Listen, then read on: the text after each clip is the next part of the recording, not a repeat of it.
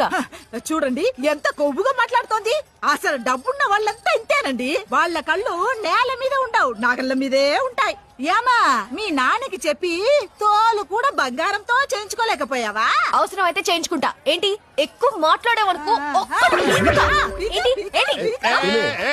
ఏంటి గొడవ? చూడు గుద్దింది కాక ఎంత కొవ్వుగా మాట్లాడుతోందో.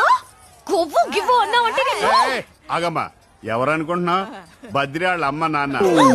ఇప్పుడు మీకు అదేంట్రా అలా అయిపోయింది? ఎవరనుకుంటున్నావు?